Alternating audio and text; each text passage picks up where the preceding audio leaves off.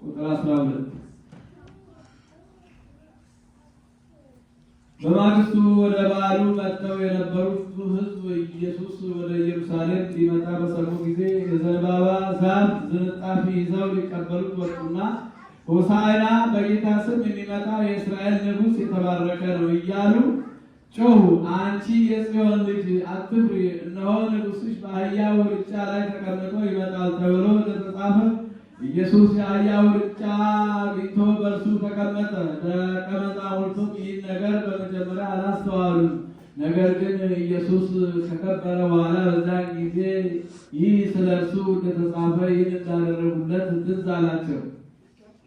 አልዓዛርን ከመቃብር ጠርቶ ከሙታን ሊያስነሳው ከእርሱ ጋር የነበሩት ሕዝብ ይመሰክሩለት ነበር። ስለዚህ ደግሞ ሕዝቡ ይህን ምልክት እንዳደረገ ስለሰሙ ሊቀበሉት ወጡ። ስለዚህ ፈሪሳውያን እርስ በርሳቸው አንድስ እንኳ ልታደርጉ እንዳይቻላችሁ ታያላችሁን? እነሆ ዓለሙ ሁሉ በኋላው ተከትሎት ሄዷል ተባባሉ። በበዓሉም ሊሰግዱ ከወጡ አንዳንዶቹ የግሪክ ሰዎች ነበሩ።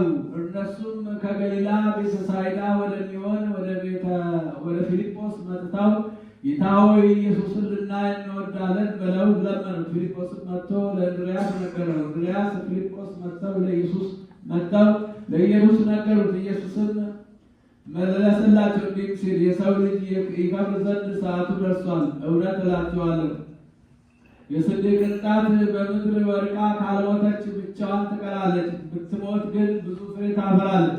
ነፍሱን የሚወድ ያጠፋታል፣ ነፍሱንም በዚህ ዓለም የሚጠላ ለዘላለም ሕይወት ይጠብቃታል። የሚያገለግለን ቢኖር ይከተለኝ፣ እኔም ባለሁበት አገልጋዬ ደግሞ በዚያ ይሆናል። የሚያገለግለን ቢኖር አብ ያከብረዋል። በወልድ ያመነ የዘላለም ሕይወት አለው።